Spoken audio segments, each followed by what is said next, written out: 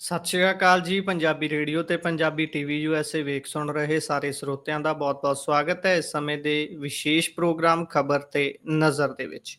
ਜਿਵੇਂ ਤੁਸੀਂ ਜਾਣਦੇ ਹੋ ਕਿ ਇਸ ਪ੍ਰੋਗਰਾਮ ਦੇ ਵਿੱਚ ਹਰ ਰੋਜ਼ ਦੀ ਤਰ੍ਹਾਂ ਸਾਥ ਹੁੰਦਾ ਹੈ ਸੀਨੀਅਰ ਪੱਤਰਕਾਰ ਮਿੰਟੂ ਗੁਰਸਰੀਆ ਜੀ ਦਾ, ਸੋ ਉਹਨਾਂ ਨੂੰ ਪ੍ਰੋਗਰਾਮ ਦੇ ਵਿੱਚ ਸ਼ਾਮਿਲ ਕਰਦੇ ਹਾਂ। ਬਹੁਤ-ਬਹੁਤ ਸਵਾਗਤ ਹੈ ਮਿੰਟੂ ਜੀ।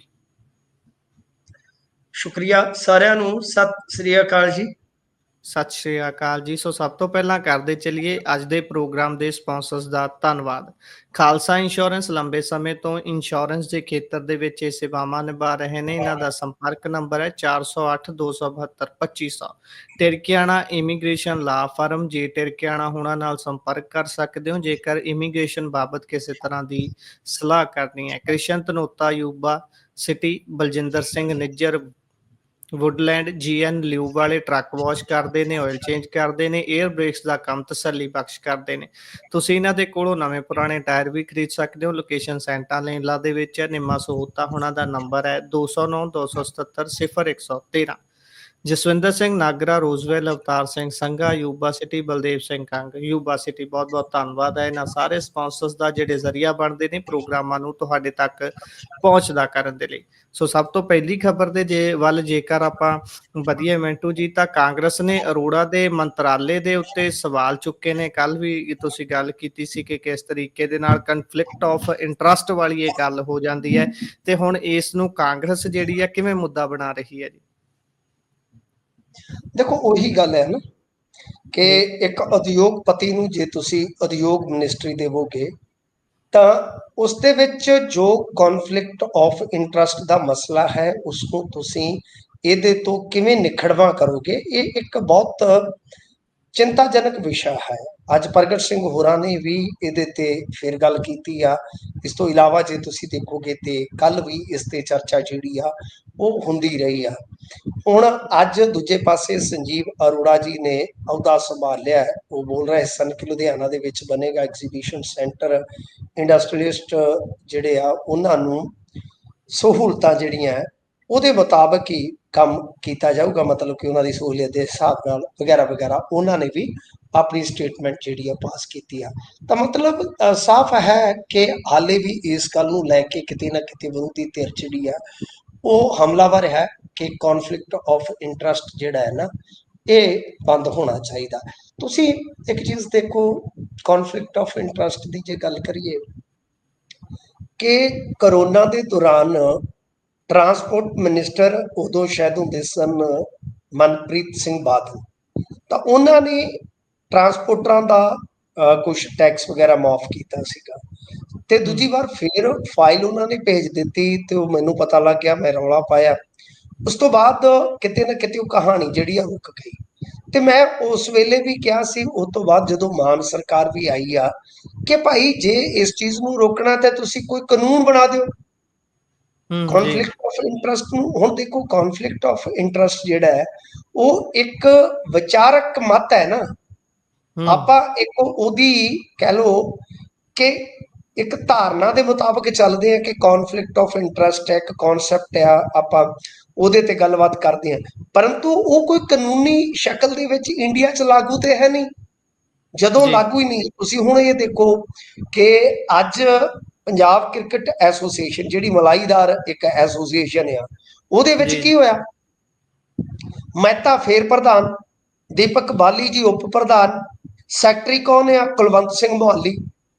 ਯਾਨੀ ਬਿਜ਼ਨਸਮੈਨ, ਇਹ ਤਿੰਨੇ ਹੀ ਬਿਜ਼ਨਸਮੈਨ ਹੈ।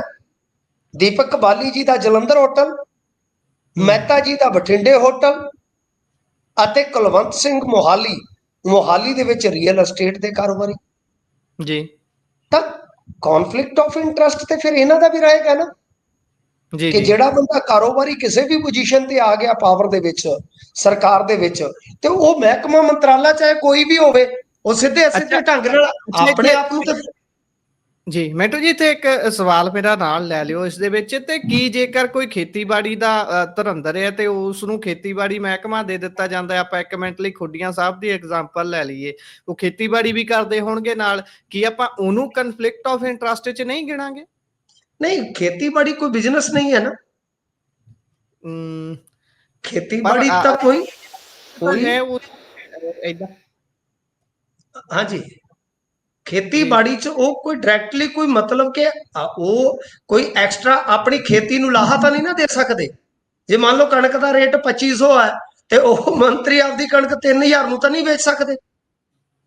ਜੀ, ਉਹਨਾਂ ਦੀ ਫਸਲ MSP ਤੇ ਹੀ ਵਿਕੇਗੀ। ਹਾਂ ਠੀਕ ਆ, ਉਹ ਲਾਹਾ ਤਾਂ ਹੈ, ਪਾਵਰ ਦਾ ਲਾਹਾ ਜੀ, ਤੇ ਹੈ ਕਿ ਉਹਦੀ ਕਣਕ ਛੇਤੀ ਚੱਕੀ ਜਾਏਗੀ, ਘਰੋਂ ਚੱਕੀ ਜਾਏਗੀ। ਜੀ, ਪਰੰਤੂ ਇਹ ਨਹੀਂ ਹੈ ਕਿ ਉਹਦੀ MSP ਤੋਂ ਵੱਧ ਚਲੇ ਜਾਏਗੀ। ਪਰ ਜਿਵੇਂ ਮੈਂ ਤੁਹਾਨੂੰ ਦੱਸਿਆ ਕਿ ਮਨਪ੍ਰੀਤ ਬਾਦਲ ਦੀਆਂ ਬੱਸਾਂ ਸਨ, ਉਹਨਾਂ ਨੇ ਆਪਣਾ ਟੈਕਸ ਮਾਫ ਕਰ ਲਿਆ। ਜੀ, ਜੀ, ਤਾਂ ਸੁਖਬੀਰ ਸਿੰਘ ਬਾਦਲ ਜਦੋਂ ਸਨ ਪਾਵਰ ਦੇ ਵਿੱਚ, ਇਹਨਾਂ ਨੇ ਜੀ, ਜੋ AC ਕੋਚ ਬੱਸਾਂ ਹੁੰਦੀਆਂ ਨੇ ਜੀ, ਆ ਜਿਹੜੀਆਂ ਬਹੁਤ ਤਗੜੀਆਂ, ਇਹਨਾਂ ਦਾ ਟੈਕਸ ਬਹੁਤ ਘੱਟ ਕੀਤਾ ਹੋਇਆ ਸੀਗਾ। ਤਾਂ ਮਤਲਬ ਕਿ ਕੌਨਫਲਿਕਟ ਆਫ ਇੰਟਰਸਟ ਕਿਤੇ ਵੀ ਉਹ ਮਾੜਾ ਹੈ। ਮੇਰੇ ਕਹਿਣ ਦਾ ਮਤਲਬ ਕਿ ਕਾਨੂੰਨ ਬਣਾ ਦਿਓ, ਜੀ, ਉਹ ਕਿਤੇ ਵੀ ਜੇ ਹੈ ਤੇ ਲਾਗੂ ਹੋ ਜਾਵੇ। ਬਾਕੀ ਬਹਿਸ ਮੁਬਾਹਿਸਾ ਹੀ ਆ। ਕਾਂਗਰਸ ਦੇ ਵਿੱਚ ਵੀ ਇਹ ਕੰਮ ਚੱਲਿਆ, ਅਕਾਲੀ ਦਲ 'ਚ ਜੀ। ਵੀ ਚੱਲਿਆ, ਇਹਨਾਂ ਦੇ ਵਿੱਚ ਵੀ ਚੱਲੀ ਜਾਂਦਾ। ਹੋਣਾ ਕੁਛ ਨਹੀਂ ਹੈ ਇਹਦੇ 'ਚ। ਜੀ। ਸੋ ਇਸੇ ਤੋਂ ਅੱਗੇ ਜੇਕਰ ਆਪਾਂ ਚੱਲੀਏ ਤਾਂ ਉੱਧਰ ਬਿਕਰਮ ਮਜੀਠੀਆ ਦੀਆਂ ਮੁਸ਼ਕਲਾਂ ਤਾਂ ਦਿਨੋਂ ਦਿਨ ਵੱਧਦੀਆਂ ਹੀ ਜਾ ਰਹੀਆਂ ਨੇ। ਜਿੱਥੇ ਗੱਲ ਆਖਰ ਉਹਨਾਂ ਦੀ ਕਰਨ ਦਾ ਤਰੀਕਾ ਹੁੰਦਾ ਸੀ, ਪੂਰੀ ਚੜ੍ਹਦੀ ਕਲਾ ਵਾਲਾ, ਮੁੱਛਾਂ ਨੂੰ ਤਾ ਦੇ ਕੇ ਕਦੀ ਕਿਸੇ ਤੇ ਚੁਟਕਲਾ ਕਰਤਾ, ਕਦੀ ਕਿਸੇ ਤੇ ਗੱਲ ਕਰ ਦਿੱਤੀ, ਤੇ ਹੁਣ ਜ਼ਿਆਦਾ ਹੀ ਪੇਚ ਫਸਦੇ ਜਾ ਰਹੇ ਨੇ। ਗਾਂਹ ਤੋਂ ਗਾਂਹ ਕਹਿੰਦੇ NCB ਦੀ ਵੀ ਪੱਕੀ ਐਂਟਰੀ ਦੀ ਤਿਆਰੀ ਹੈ। ਦੇਖੋ, NCB ਦੀ ਜੇ ਤਿਆਰੀ ਹੋ ਜਾਏਗੀ ਤਾਂ ਸਮਝੋ ਕਿ ਵਿਕਰਮ ਸਿੰਘ ਮਜੀਠੀਆ ਵਾਸਤੇ ਕੁਛ ਨਾ ਕੁਛ ਰਾਹਤ ਹੋਏਗੀ। ਕਿਉਂਕਿ ਹੂੰ, ਜਿੰਨੀ ਕੁ ਸਾਡੇ ਕੋਲ ਖਬਰ ਆ ਕਿ ਹਿਸਾਬ ਲਾ ਲਓ, ਦਿੱਲੀ ਦੇ ਵਿੱਚ ਜੋ ਇਹਨਾਂ ਦਾ ਟਿਕਾਣਾ ਹੈ, ਉੱਥੇ ਦਿੱਲੀ ਜੀ, ਪੁਲਿਸ ਨੇ ਪੰਜਾਬ ਪੁਲਿਸ ਨੂੰ ਵੜਨ ਹੀ ਨਹੀਂ ਦਿੱਤਾ, ਵਿਜੀਲੈਂਸ ਨੂੰ ਜਾਣ ਹੀ ਜੀ, ਨਹੀਂ ਦਿੱਤਾ। ਜੀ, ਇਹਦਾ ਜੀ, ਮਤਲਬ ਹੈ ਕਿ ਵਿਕਰਮ ਮਜੀਠੀਆ ਦੇ ਪੱਖ ਦੇ ਵਿੱਚ ਕੋਈ ਨਾ ਕੋਈ ਤਾਕਤ ਤੇ ਹੈਗੀ ਹੈ ਨਾ। ਜੀ, ਜੀ, ਹਾਲਾਂਕਿ ਹਿਮਾਚਲ ਦੇ ਵਿੱਚ ਵੀ ਦੱਸਦੇ ਆ ਕਿ ਇੰਨੀ ਸੌਖਤਾ ਦੇ ਨਾਲ ਐਂਟਰੀ ਨਹੀਂ ਹੋਈ। ਬਹਰਹਾਲ ਜੀ, ਅੱਜ ਫੇਰ ਸੁਣਵਾਈ ਹੋਈ ਸੀਗੀ ਹਾਈ ਕੋਰਟ ਦੇ ਵਿੱਚ। ਹਾਈ ਕੋਰਟ ਦੇ ਵਿੱਚ ਜਦੋਂ ਸੁਣਵਾਈ ਹੋਈ ਤਾਂ ਗੱਲ ਪੁਰਾਣੇ ਰਿਮਾਂਡ ਦੀ ਸੀ ਕਿ ਪੁਰਾਣੇ ਰਿਮਾਂਡ ਨੂੰ ਚੈਲੰਜ ਕੀਤਾ ਗਿਆ, ਤੇ ਪੰਜਾਬ ਸਰਕਾਰ ਦੀ ਦਲੀਲ ਸੀ ਕਿ ਉਹ ਤੇ ਹੁਣ ਰਿਮਾਂਡ ਹੀ ਖਤਮ ਹੋ ਗਿਆ ਜੀ, ਤਾਂ ਨਵੇਂ ਸਿਰੇ ਤੋਂ ਫੇਰ ਉਹਨਾਂ ਨੂੰ ਪਟੀਸ਼ਨ ਜਿਹੜੀ ਹੈ ਉਹ ਸੁਣਵਾਈ ਅਧੀਨ ਲਿਆਉਣੀ ਪਵੇਗੀ। ਤੇ ਹੁਣ ਤਰੀਕ ਲੰਮੀ ਪੈ ਗਈ ਹੈ, ਤਾਂ ਮਤਲਬ ਹੈ ਕਿ ਰਿਮਾਂਡ ਵਗੈਰਾ ਖਤਮ ਹੋਣ ਤੋਂ ਬਾਅਦ ਵਿਕਰਮ ਸਿੰਘ ਮਜੀਠੀਆ ਉਦੋਂ ਹੀ ਕੋਈ ਰਾਹਤ ਹਾਸਲ ਕਰ ਸਕਦੇ ਆ। ਬਹਰਹਾਲ ਦੇਖੋ, NCB ਦੀ ਜੇ ਐਂਟਰੀ ਹੁੰਦੀ ਆ ਤਾਂ ਮੇਰੇ ਖਿਆਲ ਦੇ ਨਾਲ ਸੈਂਟਰ ਦੇ ਕੋਲ ਚਲੇ ਜਾਏਗਾ ਸਾਰਾ ਮੁਕੱਦਮਾ, ਜਿਹਦਾ ਵਿਕਰਮ ਮਜੀਠੀਆ ਨੂੰ ਫਾਇਦਾ ਹੋ ਸਕਦਾ ਹੈ। ਫਾਇਦਾ ਹੋ ਕਿਉਂਕਿ ਕੁਝ ਸਕਦਾ। ਸੈਂਟਰ ਦੇ ਲੀਡਰਾਂ ਦੇ ਨਾਲ ਵਿਕਰਮ ਮਜੀਠੀਆ ਦੇ ਅੱਜ ਵੀ ਤਾਲੁਕਾਤ ਚੰਗੇ ਆ। ਜੀ, ਤੇ ਦੂਜੀ ਗੱਲ ਇਹ ਆ ਕਿ ਵਿਕਰਮ ਮਜੀਠੀਆ ਦੇ ਮਾਮਲੇ ਦੇ ਵਿੱਚ ਜੇ ਆਪਾਂ ਵੇਖੀਏ ਕਿ ਹੁਣ ਥੋੜਾ ਜਿਹਾ ਮੀਡੀਆ ਕਵਰੇਜ ਦਾ ਕੰਮ ਠੰਡਾ ਹੋ ਗਿਆ, ਇਹ ਜੀ, ਇਹਨਾਂ ਵਾਸਤੇ ਰਾਹਤ ਆ। ਉਦਾਂ ਕੋਈ ਵੱਡੀ ਰਾਹਤ ਦੀ ਗੱਲਬਾਤ ਹਾਲੇ ਆਪਾਂ ਨੂੰ ਦਿਖਾਈ ਸੁਣਾਈ ਨਹੀਂ ਦਿੰਦੀ। ਤਾਂ ਹੁਣ ਦੇਖਣਾ ਹੋਏਗਾ। ਵੈਸੇ ਇਸ ਕੇਸ ਦੇ ਵਿੱਚ ਹੁਣ ਬਸ ਇਹੋ ਅਪਡੇਸ਼ਨ ਹੀ ਆ, ਨਵਾਂ ਇਹਦੇ 'ਚ ਕੱਖ ਨਹੀਂ ਹੈਗਾ, ਕੋਈ ਗੱਲਬਾਤ ਨਹੀਂ ਹੈ। ਹਾਲਾਂਕਿ ਸੁਖਬੀਰ ਸਿੰਘ ਬਾਦਲ ਜਾਂ ਕਹਿ ਲਓ ਬੀਬਾ ਹਰਸਿਮਰਤ ਕੌਰ ਬਾਦਲ, ਇਹਨਾਂ ਨੂੰ ਵੀ ਉਦੋਂ ਤੱਕ ਖਤਰਾ ਹੀ ਆ ਜਦੋਂ ਤੱਕ ਪੰਜਾਬ ਸਰਕਾਰ ਦੇ ਕੋਲ ਮੁਕੱਦਮਾ ਹੈ ਜਾਂ ਮਜੀਠੀਆ ਨੂੰ ਕੋਈ ਜੁਡੀਸ਼ੀਅਲ ਵਗੈਰਾ ਨਹੀਂ ਕੀਤਾ ਜਾਂਦਾ। ਤਾਂ ਦੇਖਦੇ ਆ 4 ਦਿਨ ਦਾ ਜਿਹੜਾ ਇਹ ਰਿਮਾਂਡ ਆ ਇਹ ਖਤਮ ਹੋਏਗਾ ਤਾਂ ਉਸ ਤੋਂ ਬਾਅਦ ਕੀ ਰਿਮਾਂਡ ਵੱਧਦਾ ਕਿ ਨਹੀਂ ਵੱਧਦਾ। NCB ਦੀ ਜਿਹੜੀ ਜਾਂਚ ਆ ਉਹ ਜੇ ਹੁਣ ਚੱਲ ਪਈ ਆ ਤਾਂ ਫਿਰ ਅੱਗੇ ਵਿਕਰਮ ਮਜੀਠੀਆ ਦੇ ਕੇਸ ਦਾ ਭਵਿੱਖ ਕੀ ਹੋਏਗਾ। ਤਾਂ ਬਾਕੀ ਇਸ ਖਬਰ ਦੇ ਵਿੱਚ ਹੁਣ ਨਵਾਂਪਣ ਕੁਛ ਨਹੀਂ ਹੈ, ਜਸਟ ਇੱਕ ਅਪਡੇਸ਼ਨ ਹੀ ਹੈ ਗੁਰਪ੍ਰੀਤ ਜੀ। ਜੀ। ਸੋ ਉਧਰ ਅਗਲੀ ਖਬਰ ਤੇ ਜੇਕਰ ਚੱਲੀਏ ਤਾਂ ਕਹਿੰਦੇ ਵੀ ਕੇਜਰੀਵਾਲ ਸਾਹਿਬ ਦੇ ਵਿਕਾਸ ਵਾਲੇ ਮਾਡਲ ਦੇ ਉੱਪਰ ਇੱਕ ਕਿਤਾਬ ਲਾਂਚ ਹੋਣੀ ਹੈ, ਤੇ ਲਾਂਚ ਉਹ ਮੋਹਾਲੀ 'ਚ ਹੋਣੀ ਹੈ। ਜੇਕਰ ਇਹਨਾਂ ਦਾ ਮਾਡਲ ਦਿੱਲੀ ਵਾਲਾ ਹੈ ਤਾਂ ਫਿਰ ਉਹਨੂੰ ਪੰਜਾਬ 'ਚ ਕਿਉਂ ਲਾਂਚ ਕਰ ਰਹੇ ਨੇ, ਤੇ ਇਹ ਸਾਰੀ ਕਹਾਣੀ ਹੈਗੀ ਕੀ ਹੈ ਜੀ? ਇਸ ਤਰੀਕੇ ਦੇ ਨਾਲ ਉਹ ਪ੍ਰਚਾਰ ਕਰਨ ਦਾ ਕੋਈ ਨਵਾਂ ਤਰੀਕਾ ਹੈ? ਨਹੀਂ ਦੇਖੋ, ਕਿਤੇ ਇਹ ਨਾ ਹੋਵੇ ਨਾ ਕਿ ਦਿੱਲੀ ਮਾਡਲ ਵਾਲੀ ਜਿਹੜੀ ਕਿਤਾਬ ਆ ਕੇਜਰੀਵਾਲ ਮਾਡਲ, ਇਹ ਸਿੱਖਿਆ ਜੀ, ਕ੍ਰਾਂਤੀ ਦੇ ਤਹਿਤ ਕਿਤੇ ਸਕੂਲਾਂ ਦੇ ਵਿੱਚ ਪੜ੍ਹਾਈ ਜਾਣੀ ਸ਼ੁਰੂ ਕਰ ਦੇਣ। ਸ਼ੁਰੂ ਕਰ ਦੇਣ। ਜੀ, ਜੀ, ਤੇ ਕਮਾਲ ਦੀ ਗੱਲ ਇਹ ਹੋਵੇ ਕਿ ਮੁੱਖ ਬੰਦ ਕਿਤੇ ਸਕਸੇਨਾ ਦਾ ਲਿਖਿਆ ਹੋਵੇ ਤੇ ਜਿਹਦਾ ਟਾਈਟਲ ਹੋਵੇ ਕਿ ਸਿੰਗਲਾ ਕੋ ਕਲੀਨ ਸੇ ਮਲੀਨ ਕੈਸੇ ਕੀਆ ਜਾਤਾ ਹੈ। ਤਾਂ ਹੂੰ, ਗੱਲ ਇਹ ਆ ਕਿ ਭਾਈ ਇਹ ਹੁਣ ਇਹਨਾਂ ਦੇ ਉਹ ਜਿਵੇਂ ਕਹਿ ਲਈਏ ਕਿ ਆਪੇ ਮੈਂ ਰੱਜੀ ਪੁੱਜੀ ਤੇ ਆਪੇ ਮੇਰੇ ਬੱਚੇ ਜੀਣ। ਮਸਲਾ ਹੈ ਕਿ ਜੈਸਮੀਨ ਸ਼ਾਹ ਨੇ ਇਹ ਕਿਤਾਬ ਲਿਖੀ ਆ। ਜੈਸਮੀਨ ਸ਼ਾਹ ਇਹਨਾਂ ਦੇ ਆਪਣੇ ਹੀ ਕਹਿ ਲਓ ਕਿ ਨੇਤਾ ਔਰ ਨੀਤੀ ਘਾੜੇ ਆ। ਤਾਂ ਕੁਝ ਜੀ, ਨਵਾਂ ਤੇ ਇਹਦੇ ਚ ਹੋਣਾ ਨਹੀਂ ਹੈ। ਇਸ ਮਾਡਲ ਦੇ ਤਹਿਤ ਉਹ ਦੱਸਣਗੇ ਕਿ ਗਵਰਨੈਂਸ ਦਾ ਮਾਡਲ ਜਿਹੜਾ ਉਹ ਕੀ ਸੀਗਾ, 10 ਸਾਲਾਂ ਦੇ ਵਿੱਚ ਦਿੱਲੀ 'ਚ ਜੋ ਸੁਧਾਰ ਹੋਏ ਉਹਨਾਂ ਦੀ ਕੇਸ ਸਟੱਡੀ ਹੋਏਗੀ, ਫਿਰ ਕਿ ਇਹਨਾਂ ਦਾ ਵਿਜ਼ਨ ਵਗੈਰਾ ਜਿਹੜਾ ਕੀ ਆ। ਪਰ ਬਿਲਕੁਲ ਜਿਵੇਂ ਤੁਸੀਂ ਦਰੁਸਤ ਫਰਮਾਇਆ ਕਿ ਭਾਈ ਇਹ ਮੋਹਾਲੀ ਦੇ ਵਿੱਚ ਕਿਤਾਬ ਜਿਹੜੀ ਆ ਉਹ ਰਿਲੀਜ਼ ਕੀਤੀ ਜਾਊਗੀ, ਤੇ ਗੱਲ ਇਹ ਆ ਕਿ ਜੇ ਇਹ ਮਾਡਲ ਐਡਾ ਹੀ ਸ਼ਾਨਦਾਰ ਸੀਗਾ ਤਾਂ ਇਸ ਮਾਡਲ ਦੀ ਇੰਨੀ ਬੁਰੀ ਹਾਰ ਕਿਉਂ ਹੋਈ, ਉਹ ਵੀ ਇਸ ਕਿਤਾਬ 'ਚ ਜ਼ਰੂਰ ਲਿਖਿਆ ਜਾਣਾ ਚਾਹੀਦਾ। ਜੀ ਔਰ ਨਾਲ ਇਸ ਤੋਂ ਪਹਿਲਾਂ ਸ਼ੀਲਾ ਦੀਕਸ਼ਤ ਦੇ ਰਾਜ ਨੂੰ ਵੀ ਕੰਪੇਅਰ ਕਰ ਦੇਣਾ ਚਾਹੀਦਾ ਹੈ ਨਾ। ਕਿਤਾਬ ਜੀ ਜੀ ਮੈਂ ਜ਼ਰੂਰ ਪੜਾਂਗਾ ਜਦੋਂ ਵੀ ਕਿਤਾਬ ਰਿਲੀਜ਼ ਹੋਏਗੀ। ਕੀ ਇਹਨਾਂ ਗੱਲਾਂ ਦਾ ਜ਼ਿਕਰ ਹੈ ਕਿ ਤੁਸੀਂ ਤੁਲਨਾਤਮਕ ਇੱਕ ਦ੍ਰਿਸ਼ਟਾਂਤ ਦੇਵੋਗੇ ਕਿ ਉਹਨਾਂ ਦਾ ਰਾਜ ਜਿਹੜਾ ਕਾਂਗਰਸੀਆਂ ਦਾ ਸੀ 15 ਸਾਲ ਦਾ, ਉਹ ਰਾਜ ਕਿਸ ਤਰ੍ਹਾਂ ਦਾ ਸੀ ਤੇ ਇਹ ਰਾਜ ਕਿਸ ਤਰ੍ਹਾਂ ਦਾ ਸੀ, ਉਹਦੇ ਵਿੱਚ ਫਰਕ ਕੀ ਆ ਬੁਨਿਆਦੀ ਤੌਰ ਤੇ। ਤੇ ਦੂਜੀ ਗੱਲ ਜੀ ਇਹ ਕਿ ਫੇਲ ਕਿਉਂ ਹੋ ਗਿਆ, ਇਹ ਦਮ ਕਿਉਂ ਤੋੜ ਗਿਆ।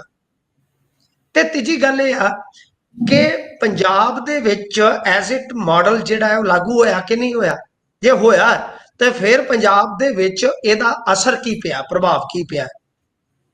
ਜਿਵੇਂ ਸ਼ਰਾਬ ਪਾਲਿਸੀ ਜਿਹੜੀ ਉੱਥੋਂ ਕਾਪੀ ਕਰਕੇ ਇੱਥੇ ਪੇਸਟ ਕੀਤੀ ਆ, ਤਾਂ ਉਹਦੇ ਵਿੱਚ ਪੰਜਾਬ ਦੇ ਠੇਕੇਦਾਰਾਂ ਨੂੰ ਕਿੰਨਾ ਲਾਭ ਹੋਇਆ ਸਰਕਾਰ ਤੋਂ ਇਲਾਵਾ।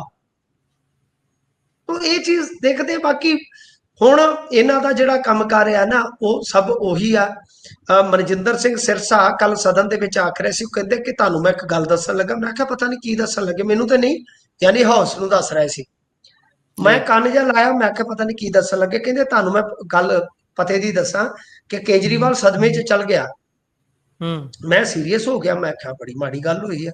ਪ੍ਰਚਾਰ ਪ੍ਰਚੂਰ ਕਰਕੇ ਗਏ, ਬੰਦਾ ਵੀ ਜਿੱਤ ਗਿਆ, ਸਦਮੇ 'ਚ ਕਿਸੇ ਕਾਰਨ ਕਰਕੇ ਬੰਦਾ ਜਾਂਦਾ, ਇਹਨਾਂ ਨੂੰ ਕੀ ਹੋ ਗਿਆ। ਉਹ ਕਹਿੰਦੇ ਕਿ ਜਦੋਂ ਦਾ ਰਾਜ ਖੁੱਸਾ ਸਦਮੇ 'ਚੋਂ ਬਾਹਰ ਨਹੀਂ ਆ ਰਿਹਾ, ਤੇ ਆਮ ਆਦਮੀ ਪਾਰਟੀ ਵਾਲੇ ਕੀ ਕਰਦੇ ਆ, ਚੰਗਾ ਕਾਫਲਾ ਅੱਗੇ ਲਾ ਲੈਂਦੇ ਆ, ਚੰਗਾ ਪਿੱਛੇ ਲਾ ਲੈਂਦੇ ਆ, ਤੇ ਉਹਨੂੰ ਵੱਡੀ ਕਾਰ ਚਬਾ ਲੈਂਦੇ ਆ, ਪੰਜਾਬ ਲੈ ਜਾਂਦੇ ਆ ਤੇ ਉੱਚੀ ਉੱਚੀ ਕਰਦੇ ਆ, ਕੇਜਰੀਵਾਲ ਸਾਹਿਬ ਤੁਸੀਂ ਪਾਵਰ ਚੋਂ ਤਗੜੇ ਹੋ ਜਾਓ। ਉਹ ਫਿਰ ਹੈ ਮੈਂ ਪਾਵਰ में हूं, ਉਹ ਫਿਰ मतलब ਕਿ 2-4 ਦਿਨ ਕਹਿੰਦੇ ਕਿ ਸੁਰਤ ਟਿਕਾਣੇ ਆ ਜਾਂਦੀ ਹੈ। ਉਹ ਫਿਰ ਸਦਮੇ 'ਚ ਜਾਂਦੇ ਆ, ਉਹਨਾਂ ਨੂੰ ਫਿਰ ਹੈਲੀਕਾਪਟਰ 'ਚ ਚੜਾ ਲਿਆ ਜਾਂਦਾ ਹੈ। ਕੇਜਰੀਵਾਲ ਸਾਹਿਬ ਆਪ ਪਾਵਰ में हो, घबराना मत। ਉਹ ਫਿਰ ਕਰੰਟ ਜਿਹਾ ਫੜ ਜਾਂਦੇ ਆ। ਉਹ ਕਹਿੰਦੇ ਵੀ ਜਿਵੇਂ ਬੱਚੇ ਨੂੰ ਖਿਡੌਣਾ ਦੇ ਕੇ ਵਰਾਈਦਾ ਹੈ, ਇਸ ਹਿਸਾਬ ਨਾਲ ਪੰਜਾਬ ਦਾ ਰਾਜ ਭਾਗ ਵਿਖਾ ਕੇ ਉਹਨਾਂ ਨੂੰ ਸਦਮੇ 'ਚੋਂ ਕੱਢਣ ਦਾ ਯਤਨ ਕੀਤਾ ਜਾ ਰਿਹਾ। ਉਹਨਾਂ ਦੇ ਤੇ ਸਦਮੇ ਦੇ ਵਿੱਚ ਭਾਰੀ ਦਰਦ ਆ, ਬੜੀ ਪੀੜਾ ਹੈ, ਬੜਾ ਦੁੱਖ ਆ, ਬੜੀ ਕਸ਼ਟਦਾਇਕ ਸਥਿਤੀ ਹੈ ਇਸ ਵੇਲੇ। ਤਾਂ ਮੇਰੇ ਖਿਆਲ ਦੇ ਨਾਲ ਹੋ ਸਕਦਾ ਹੈ ਮਾਨ ਸਾਹਿਬ ਹੋਰਾਂ ਦਾ ਆਈਡੀਆ ਹੋਵੇ ਕਿ ਆਜੋ ਇਸ ਬਹਾਨੇ ਆਪਾਂ ਇਕੱਠੇ ਹੋਵਾਂਗੇ, ਚਾਹ ਕੌਫੀ ਪੀਵਾਂਗੇ, ਆਪਾਂ ਇਕੱਠਿਆਂ ਨੇ ਪੀਣੀ ਇੱਕ ਚਾਹ। ਤਾਂ ਗੱਲ ਇਹ ਆ ਕਿ ਵੀ ਇੰਨੇ ਦੇ ਨਾਲ ਹੁਣ ਦੇਖੋ, ਮੈਂ ਆਪਦੇ ਕੋਲੋਂ ਨਹੀਂ ਕਹਿ ਰਿਹਾ, ਸਿਰਸਾ ਸਾਹਿਬ ਕਹਿ ਰਿਹਾ ਕਿ ਇੰਨੇ ਨਾਲ ਚਲੋ ਦਿਲ ਬਹਿਲ ਜਾਂਦਾ ਬੰਦੇ ਦਾ ਕਿ ਮੇਰੇ ਤੇ ਕਿਤਾਬ ਵੀ ਆ ਗਈ ਹੈ ਵੀ ਮੈਂ ਹਾਲੇ ਹੈਗਾ। ਸੋ ਇਸ ਕਰਕੇ ਮੈਨੂੰ ਲੱਗਦਾ ਕਿ ਇਹ ਮਨਜਿੰਦਰ ਸਿੰਘ ਸਿਰਸਾ ਦੀ ਗੱਲ ਜਿਹੜੀ ਆ ਇਹਦੇ ਵਿੱਚ ਵੀ ਥੋੜਾ ਜਿਹਾ ਆਪਾਂ ਨੂੰ ਗੌਰ ਕਰਨ ਦੀ ਜ਼ਰੂਰਤ ਆ। ਉਹਦਾ ਮਾਲਕਾਂ ਦਾ ਮਸ਼ਹੂਰੀ ਕੰਪਨੀ ਦੀ ਇੱਥੇ ਸਾਰਾ ਸਮਾਰੋਹ ਜਿਹੜਾ ਹੋਏਗਾ ਉਹ ਆਪਣਾ ਸਪਾਂਸਰਡ ਹੋਏਗਾ, ਜਿਹਦੇ ਵਿੱਚ ਗੁਰਪ੍ਰੀਤ ਜੀ ਦਾ ਵੀ ਪੈਸਾ ਹੋਏਗਾ, ਮਿੰਟੂ ਗੁਰੂਸਰੀਏ ਦਾ ਵੀ ਪੈਸਾ ਹੋਏਗਾ, ਅਮਰੀਕਾ ਅਫਰੀਕਾ ਬੈਠੇ NRI ਦਾ ਵੀ ਸ਼ਾਇਦ ਹੋਏਗਾ। ਸੋ ਇਸ ਕਰਕੇ ਬਈ ਚੱਲਣ ਦਿਓ ਕੰਮ। 5 ਸਾਲ ਵਾਸਤੇ ਆਪਾਂ ਕੁੰਜੀ ਦਿੱਤੀ, ਹੁਣ ਡਰਨਾ ਕਾਹਤੋਂ, ਘਬਰਾਉਣਾ ਕਾਹਤੋਂ, ਖਿੱਚ ਧੂ ਕੇ ਲੈ ਜਾਓ। 3.5 ਸਾਲ ਕੱਢ ਲਿਆ, 1.5 ਸਾਲ ਹੋਰ ਨਿਕਲ ਜਾਏਗਾ। ਜੀ ਸੋ ਲੱਲੇ ਲੱਗੇ ਹੋਏ ਨੇ ਅੜੇ ਰਹੋ, ਤੜੇ ਰਹੋ, ਕੜੇ ਰਹੋ।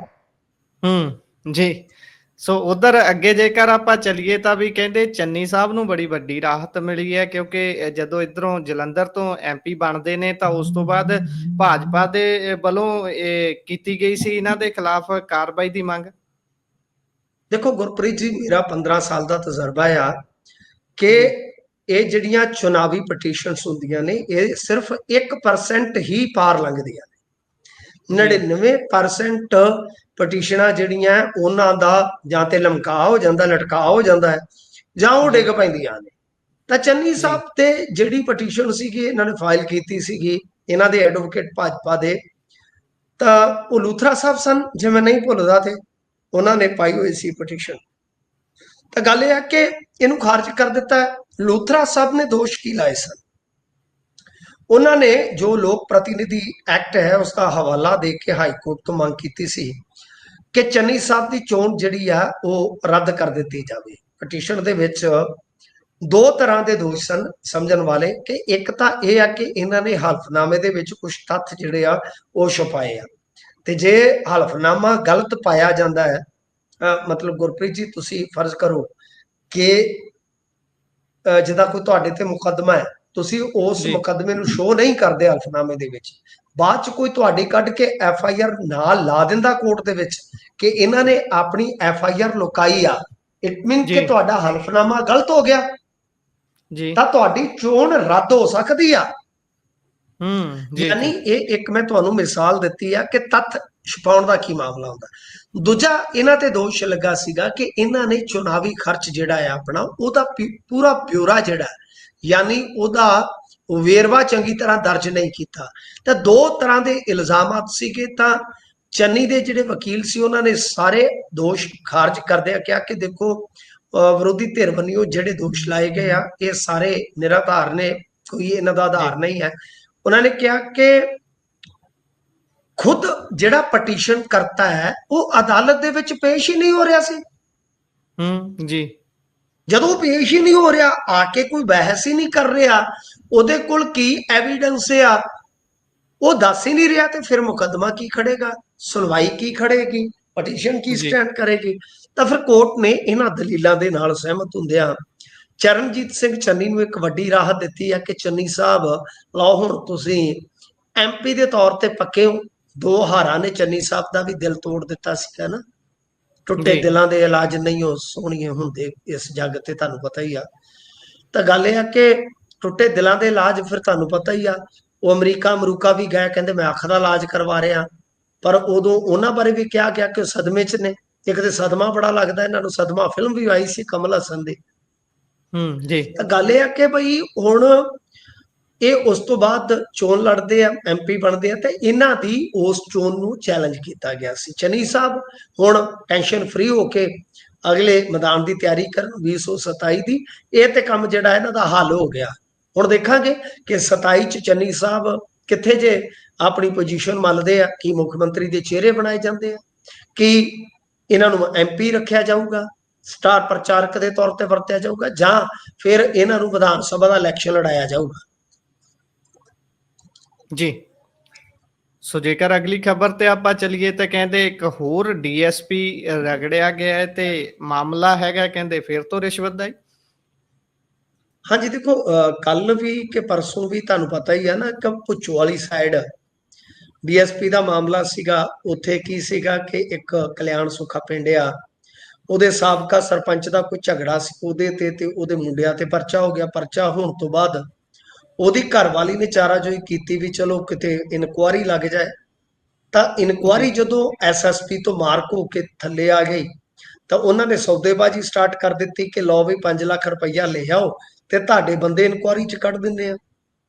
ਹੁਣ ਹੋਇਆ ਕਿ ਉਹਨਾਂ ਨੇ 2 ਲੱਖ ਚ ਗੇਮ ਫਿਕਸ ਕੀਤੀ ਤੇ ਨਾਲ ਵਿਜੀਲੈਂਸ ਨੂੰ ਕਾਲ ਕਰ ਦਿੱਤੀ। ਬਠਿੰਡੇ ਵਾਲੀ ਵਿਜੀਲੈਂਸ ਤੇ ਤੁਹਾਨੂੰ ਪਤਾ ਹੀ ਆ, ਉਹ ਤੇ ਟੁੱਟ ਕੇ ਪੈ ਜਾਂਦੀ ਹੈ ਜਿਵੇਂ ਸ਼ੇਰ ਮਾਸ ਨੂੰ ਪੈਂਦਾ।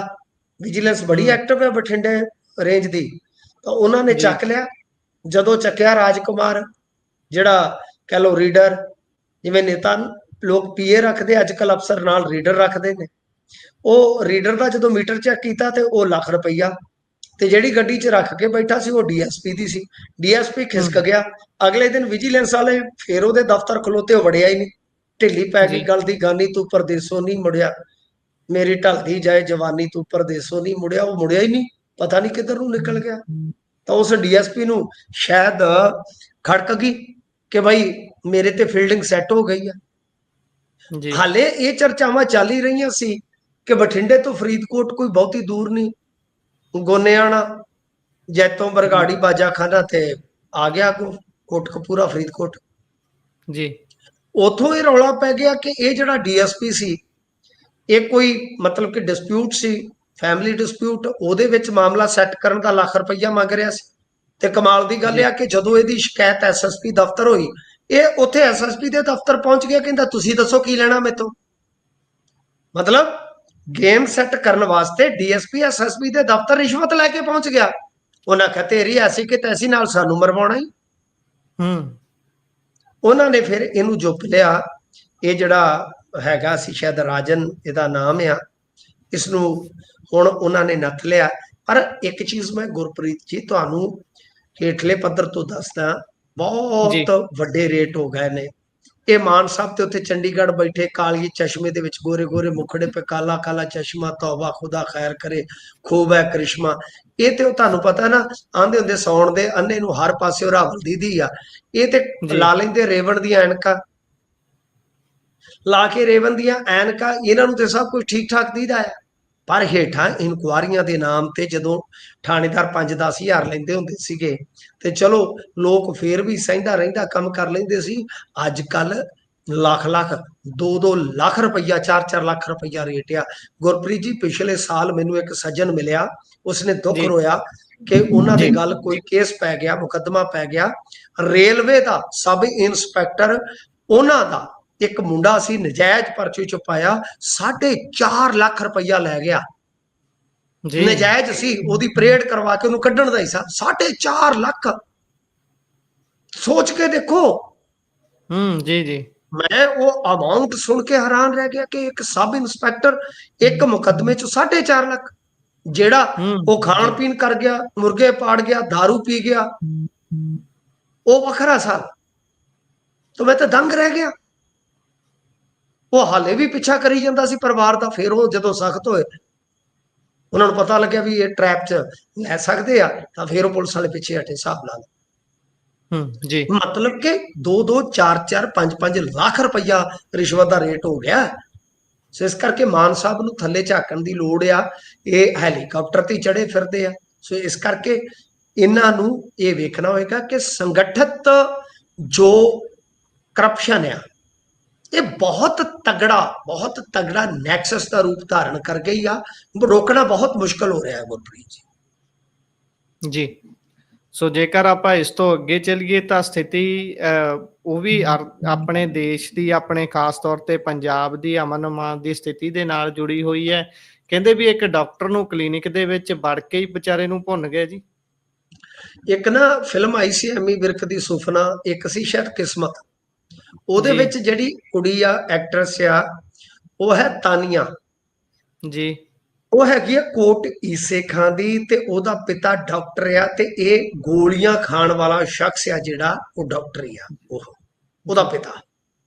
ਜੀ ਮਤਲਬ ਸਾਫ਼ ਆ ਕਿ ਇੱਕ ਡਾਕਟਰ ਨੂੰ ਕਲੀਨਿਕ ਚ ਵੜ ਕੇ ਗੋਲੀਆਂ ਮਾਰੀਆਂ ਜਾਂਦੀਆਂ। ਇਹਦਾ ਮਤਲਬ ਕਿ ਲਾ ਕਾਨੂੰਨੀ ਇੰਨੀ ਵੱਧ ਗਈ ਆ ਕਿ ਕੋਈ ਵੀ ਬੰਦਾ ਆਪਣੇ ਘਰ ਜਾਂ ਕਾਰੋਬਾਰ ਵਾਲੀ ਜਗ੍ਹਾ ਤੇ ਸੇਫ ਮਹਿਸੂਸ ਨਹੀਂ ਕਰ ਸਕਦਾ। ਅੱਛਾ, ਤੇ ਕਹਿੰਦੇ ਆ ਕਿ ਕੁਝ ਧਮਕੀਆਂ ਵਗੈਰਾ ਇਹਨਾਂ ਨੂੰ ਆ ਰਹੀਆਂ ਸੀ, ਸ਼ਾਇਦ ਹੋ ਸਕਦਾ ਪੈਸਾ ਧੇਲਾ ਮੰਗਿਆ ਗਿਆ ਹੋਵੇ। ਜੀ ਹੁਣ ਅੱਜ ਕੀ ਹੁੰਦਾ ਹੈ ਕਿ 2 ਮੁੰਡੇ ਆਉਂਦੇ ਨੇ ਚੈੱਕਅਪ ਦੇ ਬਹਾਨੇ। ਜਦੋਂ ਡਾਕਟਰ ਸਾਹਿਬ ਆ ਜਾਂਦੇ ਆ, ਤੇ ਮਤਲਬ ਆ ਕੇ ਇੱਕ ਜਣਾ ਚੈੱਕਅਪ ਕਰਾਉਂਦਾ ਤੇ ਦੂਸਰਾ ਕੋਲ ਖਲੋ ਜਾਂਦਾ। ਤੇ ਉਹ ਜਿਹੜਾ ਚੈੱਕਅਪ ਕਰਾ ਰਿਹਾ ਹੁੰਦਾ, ਉਹ ਕਹਿੰਦਾ ਜੀ ਮੇਰੇ ਇੱਧਰ ਪੈਰ ਤੇ ਵੀ ਅਲਰਜੀ ਆ। ਜਦੋਂ ਜੀ ਝੁੱਕ ਕੇ ਇਹ ਡਾਕਟਰ ਸਾਹਿਬ ਪੈਰ ਬੰਨੀ ਵਹਿੰਦੇ ਆ, ਤੇ ਉਤੋਂ ਗੋਲੀਆਂ ਮਾਰ ਦਿੰਦੇ ਆ ਜੀ। ਗੋਲੀਆਂ ਜੀ ਮਾਰਨ ਉਪਰੰਤ ਇਹ ਉੱਥੋਂ ਭੱਜ ਜਾਂਦੇ ਆ।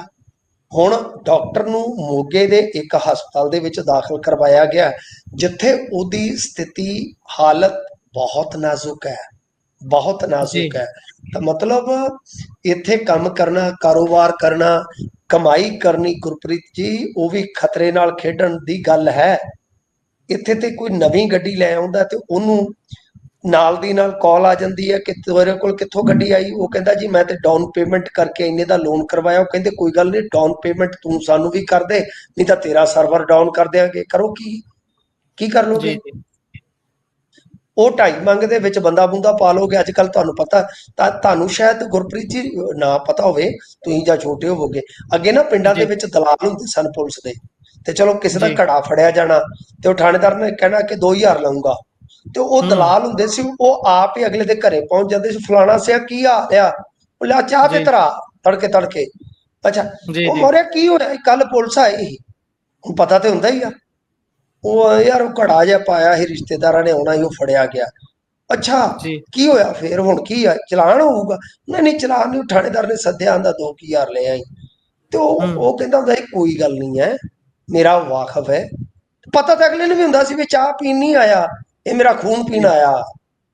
ਜੀ ਉਹ ਜੀ ਕਹਿੰਦਾ ਏਦਾਂ ਕਰ ਵੀ ਤੂੰ ਮੈਨੂੰ 1200 ਰੁਪਈਆ ਦੇ ਦੇ, ਮੈਂ ਤੇਰਾ ਜੀ 1200 ਚ ਸੈੱਟ ਕਰ ਦੂੰ, ਅਗਲੇ ਨੂੰ 800 ਰੁਪਏ ਸੇਵ ਹੁੰਦਾ। ਉਹ 1200 ਚੋਂ 200 ਆਪਦੀ ਜੇਬ ਚ ਪਾਉਂਦਾ, 1000 ਥਾਣੇਦਾਰ ਨੂੰ ਪਹੁੰਚਾਉਂਦਾ, ਤੇ ਬੱਲੇ ਬੱਲੇ ਆ, ਤਿੰਨੇ ਹੀ ਫਾਇਦੇ ਚ ਨੇ। ਠੀਕ ਹੈ ਨਾ। ਜੀ ਜੀ ਤੋ ਇਹ ਕੰਮ ਅੱਜ ਕੱਲ ਚੱਲਦਾ ਹੈ। ਜੇ ਕੋਈ ਜਾਣ ਪਛਾਣ ਵਾਲਾ ਬੰਦਾ ਹੋਵੇ, ਉਹ ਫਿਰ ਸੰਬੰਧਿਤ ਗੈਂਗਸਟਰ ਦਾ ਬੰਦਾ ਲੱਭ ਲੈਂਦਾ ਕਿ ਵੀਰੇ ਮੇਰੀ ਜਾਨ ਛਡਾ। ਉਹ ਕਹਿੰਦਾ ਵੀ ਸੁੱਕੀ ਜਾਨ ਤੇ ਨਹੀਂ ਛੁੱਟਣੀ, ਅਗਲਾ ਮੇਰੀ ਜਾਨ ਦਾ ਦੁਸ਼ਮਣ ਬਣ ਜਾਏਗਾ। ਤੇਰੇ ਤੋਂ 4 ਮੰਗਿਆ, ਮੈਂ 2 2.5 ਦਵਾ ਦੇਣਾ, ਫਿਰ ਹੋਰ ਕੀ ਹੈ। ਆਹ ਕੰਮ ਚੱਲਣ ਡਿਆ ਅਜੇ। ਜੀ। ਸੋ ਅੱਗੇ ਜੇਕਰ ਚੱਲੀਏ ਤਾਂ ਉਧਰ ਕਹਿੰਦੇ ਆਪ ਵਿਧਾਇਕ ਨੇ ਵਿਜੀਲੈਂਸ ਤੇ ਚੁੱਕੇ ਸਵਾਲ, ਹੁਣ ਆਪ ਦੇ ਵਿਧਾਇਕ ਵੀ ਇਹ ਕੰਮ ਕਰਨ ਲੱਗ ਗਏ ਜੀ। ਦੇਖੋ, ਰਿਸ਼ਵਤ ਮਾਮਲਾ ਹੋਇਆ ਸੀਗਾ ਐਸਡੀਐਮ ਦਫ਼ਤਰ ਦੇ ਵਿੱਚ ਨਾ, ਸ਼ਾਇਦ 24,06,000 ਰੁਪਇਆ ਬਰਾਮਦ ਹੋਇਆ ਸੀ ਰਾਏਕੋਟ। ਜੀ ਠੀਕ ਹੈ ਜੀ। ਉਹਦੇ ਵਿੱਚ ਜਿਹੜਾ ਐਸਡੀਐਮ ਆ ਗੁਰਬੀਰ ਸਿੰਘ ਕੋਹਲੀ, ਗੁਰਬੀਰ ਸਿੰਘ ਕੋਹਲੀ, ਜੀ ਉਹ 22 ਦਿਨ ਤੋਂ ਫਰਾਰ ਆ ਕੋਹਲੀ। ਹੁਣ ਜਿਹੜੇ ਉੱਥੋਂ ਦੇ ਵਿਧਾਇਕ ਆ ਹਾਕਮ ਸਿੰਘ ਠੇਕੇਦਾਰ, ਉਹਨਾਂ ਨੇ ਅੱਜ ਪ੍ਰੈਸ ਕਾਨਫਰੰਸ ਕੀਤੀ ਤੇ ਵਿਜੀਲੈਂਸ ਡਿਪਾਰਟਮੈਂਟ ਤੇ ਸਵਾਲ ਚੁੱਕੇ। ਉਹਨਾਂ ਨੇ ਜਿਹੜੀ ਗੱਲ ਕਹੀ ਆ, ਉਹ ਕਹਿੰਦੇ ਕਿ ਕੇਸ ਦਾ ਫੈਸਲਾ ਆਪਣੇ ਪੱਖ ਦੇ ਵਿੱਚ ਕਰਵਾਉਣ ਦੇ ਲਈ ਇਹ ਰਿਸ਼ਵਤ ਦਿੱਤੀ ਗਈ ਸੀਗੀ। ਦੇਖੋ ਉਦੋਂ ਨਾ 2 ਧਿਰਾਂ ਦਾ ਕੇਸ ਸੁਣਵਾਈ ਦੇ ਤਹਿਤ ਸੀਗਾ, ਸ਼ਾਇਦ ਐਨਆਰਆਈ ਦੇ ਨਾਲ ਵੀ ਇਹ ਮਾਮਲਾ ਜੁੜਦਾ ਹੈ। ਤਾਂ ਗੱਲ ਇਹ ਆ ਕਿ ਹੁਣ ਵਿਧਾਇਕ ਦਾ ਕਹਿਣਾ ਇਹ ਆ ਕਿ ਭਗਵੰਤ ਮਾਨ ਨੂੰ ਭ੍ਰਿਸ਼ਟਾਚਾਰ ਦੀ ਜਿਹੜੀ ਸ਼ਿਕਾਇਤ ਆ ਉਹ ਦਿੱਤੀ ਆ, ਮਤਲਬ ਪਤਾ ਉਹਨਾਂ ਨੂੰ, ਕਹਿੰਦੇ ਕਿ ਵਿਜੀਲੈਂਸ ਦੇ ਕੁਝ ਅਧਿਕਾਰੀ ਜਿਹੜੇ ਆ ਕੋਹਲੀ ਦੇ ਨਾਲ ਮਿਲ ਗਏ ਨੇ। ਠੀਕ ਹੈ ਜੀ। ਤੇ ਇਹ ਮਾਮਲਾ ਜਿਹੜਾ ਉਹ ਗੁੰਝਲਦਾਰ ਤੇ ਹੈ ਫਿਲਹਾਲ, ਪਰ ਇਹ ਬਹੁਤ ਵੱਡੀ ਗੱਲ ਆ ਕਿ ਹਾਕਮ ਸਿੰਘ ਠੇਕੇਦਾਰ ਯਾਨੀ ਆਮ ਆਦਮੀ ਪਾਰਟੀ ਦੇ ਵਿਧਾਇਕ ਵਿਜੀਲੈਂਸ ਤੇ ਸਵਾਲ ਚੁੱਕ ਰਿਹਾ। ਤੇ ਜੇ ਇੱਕ ਬੰਦਾ ਵਿਜੀਲੈਂਸ ਤੇ ਸਵਾਲ ਚੁੱਕ ਰਿਹਾ ਜਿਹੜਾ ਆਮ ਆਦਮੀ ਪਾਰਟੀ ਦਾ ਵਿਧਾਇਕ ਆ, ਤੇ ਫਿਰ ਮਜੀਠੀਏ ਹੋਰਾਂ ਦਾ ਜਦੋਂ ਦਲ ਜਾਂ ਜਦੋਂ ਸਾਥੀ ਸਵਾਲ ਚੁੱਕਦੇ ਆ, ਤੇ ਫਿਰ ਚੀਕਾਂ ਮਾਰਨ ਦੀ ਕੀ ਲੋੜ ਹੈ। ਠੀਕ ਹੈ ਨਾ ਜੀ। ਇਹਨਾਂ ਦੇ ਇੱਕ ਵਿਧਾਇਕ ਦਾ ਸਾਥੀ ਗੋਲੀ ਚਲਾਉਂਦਾ ਨਾਮਜ਼ਦ ਹੋ ਗਿਆ, ਝਗੜਾ ਸੀਗਾ ਜ਼ਮੀਨ ਦਾ, ਤੇ ਮੈਂ ਉਹਨਾਂ ਦੇ ਪੀਏ ਨੂੰ ਫੋਨ ਲਾਇਆ ਵਰਜਨ ਵਾਸਤੇ। ਉਹ ਹੈਗੇ ਪਹਿਲਾਂ ਜਦੋਂ ਸਮਾਜ ਸੇਵੀ ਸੀ ਵਿਧਾਇਕ, ਉਹ ਸਾਡੇ ਮਿੱਤਰ ਹੀ ਹੁੰਦੇ ਸੀ। ਅੱਜ ਕੱਲ ਤੁਹਾਨੂੰ ਪਤਾ ਹੀ ਹੈ ਵਿਧਾਇਕ ਬਣ ਕੇ ਉਹ ਕਈ ਵਾਰ ਫੋਨ ਨਹੀਂ ਚੁੱਕਦੇ। ਤੇ ਚਲੋ ਪੀਏ ਨੇ ਚੁੱਕਿਆ, ਮੈਂ ਆਖਿਆ ਜੀ ਮੈਂ ਫਲਾਣਾ ਜੀ ਬੋਲਦਾ ਤੇ ਮਾੜਾ ਜਿਹਾ ਵਰਜਨ ਲੈਣਾ ਸੀਗਾ। ਤੇ ਉਹ ਕਹਿੰਦੇ ਕਿ ਦੇਖੋ ਜੀ ਗੱਲ ਇਹ ਆ ਕਿ ਪੁਲਿਸ ਸਾਡੇ ਬੰਦੇ ਨਾਲ ਧੱਕਾ ਕਰ ਰਹੀ ਹੈ। ਮੈਂ ਕਿਹਾ ਤੁਹਾਡੀ ਪੁਲਿਸ ਤੁਹਾਡੇ ਨਾਲ ਹੀ ਧੱਕਾ, ਕਹਿੰਦੇ ਜੀ ਤੁਸੀਂ ਪੁਲਿਸ ਬਾਰੇ ਜਾਣਦੇ ਹੀ ਜੇ, ਪੁਲਿਸ ਧੱਕਾ ਕਰਦੀ ਹੁੰਦੀ ਹੈ। ਲਓ ਕਮਾਲ ਦੀ ਗੱਲ ਆ ਕਿ ਵਿਧਾਇਕ ਦਾ ਪੀਏ ਕਹਿ ਰਿਹਾ ਕਿ ਸਾਡੇ ਨਾਲ ਹੀ ਧੱਕਾ ਹੋ ਰਿਹਾ, ਤੇ ਫਿਰ ਦੂਜਾ ਬੰਦਾ ਜਦੋਂ ਕਹੂਗਾ ਕਿ ਸਾਡੇ ਨਾਲ ਧੱਕਾ ਹੋ ਰਿਹਾ, ਤੇ ਤੁਹਾਡੇ ਭੰਬਕੜ ਉਹਦੇ ਚ ਕਿਉਂ ਗੁੱਸਾ ਕਰਦੇ ਆ ਬਈ ਜੀ। ਸੋ ਜਿਹੜੇ ਸਟੇਟ ਚਲਾਉਣ ਵਾਲੇ ਆ ਉਹ ਆਪ ਹੀ ਮੰਨੀ ਜਾਂਦੇ ਆ ਕਿ ਪੁਲਿਸ ਤਾਂ ਧੱਕਾ ਕਰਦੀ ਹੁੰਦੀ ਹੈ, ਤੇ ਫਿਰ ਜਿਹੜੇ ਸਟੇਟ 'ਚ ਵਿਚਰਨ ਵਾਲੇ ਨੇ ਉਹ ਕਿੱਥੇ ਜਾਣ ਭਾਈ। ਸੋ ਇਸੇ ਦੇ ਨਾਲ ਪ੍ਰੋਗਰਾਮ ਦਾ ਸਮਾਂ ਇੱਥੇ ਸਮਾਪਤ ਹੁੰਦਾ। ਸੋ ਤੁਸੀਂ ਜੁੜੇ ਜਾਣਕਾਰੀਆਂ ਸਾਂਝੀਆਂ ਕੀਤੀਆਂ, ਬਹੁਤ ਬਹੁਤ ਧੰਨਵਾਦ ਜੀ। ਧੰਨਵਾਦ ਜੀ। ਸੋ ਇਹ ਸਨ ਸਾਡੇ ਨਾਲ ਮਿੰਟੂ ਗੁਰਸਰੀਆ ਜੀ। ਵੱਖ-ਵੱਖ ਖਬਰਾਂ ਤੇ ਪਾਇਆ ਚਾਨਣਾ। ਕਿਵੇਂ ਲੱਗਿਆ ਤੁਹਾਨੂੰ ਪ੍ਰੋਗਰਾਮ? ਆਪਣੇ ਵਿਚਾਰ ਰਾਏ ਟਿੱਪਣੀਆਂ ਜ਼ਰੂਰ ਸਾਂਝਾ ਕਰਿਓ। ਜੁੜੇ ਰਹੋ ਪੰਜਾਬੀ ਰੇਡੀਓ ਤੇ ਪੰਜਾਬੀ ਟੀਵੀ USA ਦੇ ਨਾਲ। ਦਿਓ ਇਜਾਜ਼ਤ। ਧੰਨਵਾਦ। ਸਤਿ ਸ਼੍ਰੀ ਅਕਾਲ।